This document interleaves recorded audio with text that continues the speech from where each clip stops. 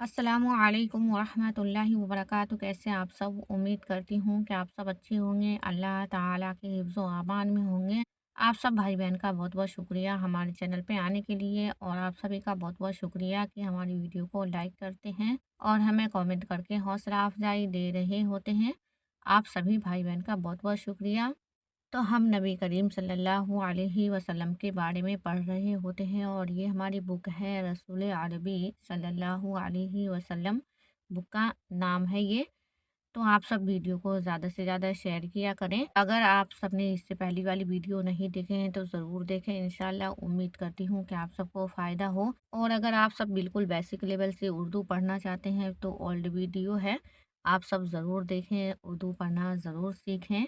और साथ ही साथ आप सबके जो भी कमेंट है ज़रूर किया करें, मैं रिप्लाई देने की पूरी कोशिश करती हूँ इंशाल्लाह। तो ये हमारा आज का सबक है, अल्लाह के रास्ते में जिहाद। तो आज चलिए हम ये वाला सबक पढ़ते हैं। इससे पहले हमने पढ़ा था रसूलुल्लाह सल्लल्लाहु अलैहि वसल्लम का मदीने में इस्तकबाल। तो हम पढ़ना शुरू करते हैं। बिस्मिल्लाहिर्रहमानिर्रहीम। अल्लाह के रास्ते में जिहाद। अब हुजूर सल्लल्लाहु अलैहि वसल्लम ने और सब सहाबाए कराम रज़ी अल्लाहु अन्हुम ने मक्का से निकलकर मदीना में क़याम फरमा लिया था। मतलब ये कि अब हुजूर सल्लल्लाहु अलैहि वसल्लम और सहाबाए कराम रज़ी अल्लाहु अन्हुम लोग जो थे वो मक्का से निकलकर मदीना में रहने लगे थे। मगर मक्का के बुत परस्त अब भी मुसलमानों को बहुत तंग करते थे। तो जो मक्का में बुत को पूजा किया करते थे वो लोग अभी भी मुसलमानों को तंग करते थे। जो मुसलमान रास्ते में उनको मिल जाता उसे लूट लेते और मार डालते थे। तो जो मुसलमान लोग उन लोगों को मिल जाता रास्ते में तो उसे लूट लेते थे और मार डालते थे। लूटना कहते जो उनके पास माल वाल होता वो सब ले लेते थे। ये काम कौन लोग करते थे? जो बुत परस्त थे वो लोग। मक्का के लोगों ने मदीना वालों को ख़त लिखा कि तुम लोगों ने मोहम्मद सल्लल्लाहु अलैहि वसल्लम को। तो मक्का के लोगों ने मदीना वालों को ख़त लिखा था कि मोहम्मद सल्लल्लाहु अलैहि वसल्लम को पनाह दी है। अगर तुम उन्हें वापस ना करोगे तो हम तुमसे लड़ेंगे। अबू जहल ने हजरत साद रज़ी अल्लाहु अन्हु से कहा कि तुमने मोहम्मद सल्लल्लाहु अलैहि वसल्लम को पनाह दी है, हम तुम्हें कत्ल कर देंगे। तो ये अबू जहल कह रहे थे हजरत साद रज़ी अल्लाहु अन्हु से कि तुमने मोहम्मद सल्लल्लाहु अलैहि वसल्लम को पनाह दी है तो हम तुम्हें कत्ल कर देंगे। मदीना से बाहर मुसलमानों की बकरियां और दूसरे जानवर चढ़ा करते थे। मक्का के लोग चुपके चुपके आते और उन्हें पकड़ कर ले जाते। हर वक्त खतरा लगा रहता था। तो मुसलमान लोगों का जो जानवर बकरियां थी और भी जो दूसरे जानवर होते थे वो चढ़ा करते थे। जैसे बकरियां जानवर चढ़ते होते तो वो लोग चुपके चुपके आते और पकड़ कर ले जाते। और मुसलमानों पर हर वक्त खतरा लगा रहता था कि वो मदीना पर हमला ना कर दें। इसलिए मुसलमान रात को पहरा देते थे। तो खतरे की वजह से, डर से मुसलमान लोग रात में भी पहरा दिया करते थे। हुजूर सल्लल्लाहु अलैहि वसल्लम भी पहरा देते थे। इसके अलावा तरह तरह से मुसलमानों को परेशान करते थे। तो इनके अलावा भी मुसलमान लोगों को बहुत तरह तरह से परेशान किया करते थे। आखिर अल्लाह ताला ने हुजूर सल्लल्लाहु अलैहि वसल्लम को हुक्म दिया कि दुश्मनों से लड़ाई करें। जो लड़ाई अल्लाह ताला के हुक्म के मुताबिक दुश्मनों से की जाती है उसे जिहाद कहते हैं। तो जो लड़ाई अल्लाह ताला के हुक्म से होती थी उसे जिहाद कहा जाता था।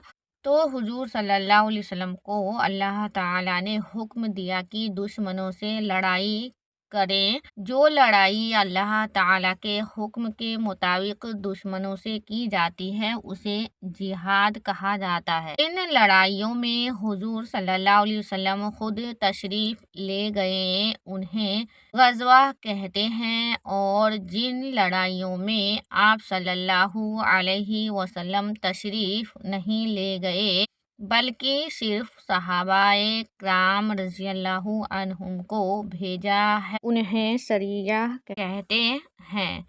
23 مرتبہ حضور صلی اللہ علیہ وسلم 23 کہتے ہیں 23 کو خود تشریف لے گئے ہیں، اور 43 لڑائیوں میں 43 کہتے ہیں 43 کو، اور 43 لڑائیوں میں صرف صحابہ کرام رضی اللہ عنہم کو بھیجا۔ اس طرح کل 23 غزوے ہوئے اور 43 سریے ہوئے۔ اب کل غزوات میں تمہیں کہاں تک بتلائیں اور کل سرایاں کہاں تک بیان کریں؟ اللہ نے چاہا تم بڑے ہوگے اور اپنے مذہب کی تاریخ پوری طرح پڑھو گے تو تمہیں معلوم ہو جائے گا۔ اب ہم بڑی بڑی لڑائیوں کا حال تمہیں بتلاتے ہیں۔ تو یہ لڑائی کی بات ہو رہی ہے، اور جو لڑائیاں جہاں جہاں ہوئی ہے جب ہم تاریخی بک پڑھتے ہیں اسلامک تو ہمیں معلوم ہوتا ہے، اور ان بکوں میں جو مشہور 2-4 لڑائیوں کی بات ہوگی، کیونکہ ایک حصہ بک ہوتا ہے جو اس میں تھوڑا بہت ہی بیان ہوتا ہے، جب دھیرے دھیرے اور بھی بک کے حصے ہوتے ہیں اس میں تھوڑا تھوڑا بیان چلتا ہے۔ جب اللہ تعالیٰ نے جہاد کا حکم دیا تو حضور صلی اللہ علیہ وسلم نے اپنے چچا حضرت حمزہ رضی اللہ عنہ کو 30 مسلمانوں کے ساتھ ایک سفید جھنڈا دے کر مشرکین سے مقابلے کے لیے بھیجا۔ تو جب اللہ تعالیٰ سے آپ صلی اللہ علیہ وسلم کو حکم ملا لڑائی کرنے کا، جہاد کا، تو آپ صلی اللہ علیہ وسلم نے اپنے چچا حضرت حمزہ رضی اللہ عنہ کو 30 مسلمانوں کے ساتھ ایک سفید جھنڈا دے کر مشرکین سے مقابلے کے لیے بھیجا۔ ہوا یہ کہ قریش کے کافروں کی ایک پارٹی شام سے مکہ کی طرف لوٹ رہی تھی۔ اس میں 300 آدمی تھے اور ابو جہل ان کا سردار تھا۔ چونکہ یہ لوگ مدینہ ہو کر گزرنے والے تھے اور خطرہ تھا کہ گزرتے ہوئے یہ لڑائی ضرور کریں گے، اس لیے حضرت صلی اللہ علیہ وسلم نے یہ انتظام فرمایا۔ تو ابو جہل جو تھے وہ سردار تھے، اور ان کے ساتھ کیا ہے 300 آدمی تھے جو مدینہ سے گزرنے والے تھے، اور مسلمان لوگوں کو خطرہ تھا ان سے کہ یہ لوگ لڑائی نہ کرے، اس لیے حضرت صلی اللہ علیہ وسلم نے یہ انتظام کیا تھا۔ حضرت حمزہ رضی اللہ عنہ جب سیف البحر کے مقام پر پہنچے جو عیس کے پاس ہے تو دونوں جماعتیں آمنے سامنے ڈٹ گئیں۔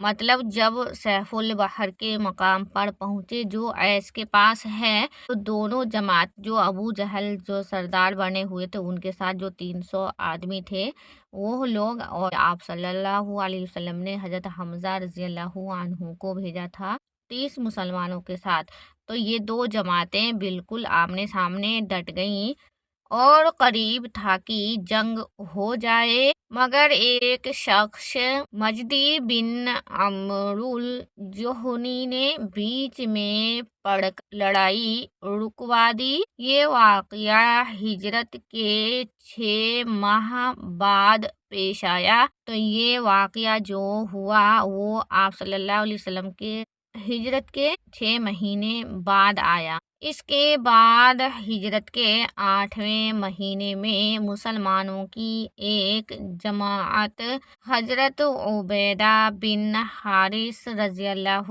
عنہ کی سرداری میں رابغ بھیجی۔ کافروں کی تعداد 200 تھی اور ان کا سردار عکرمہ بن ابو جہل تھا، مگر وہاں بھی لڑائی نہیں ہوئی۔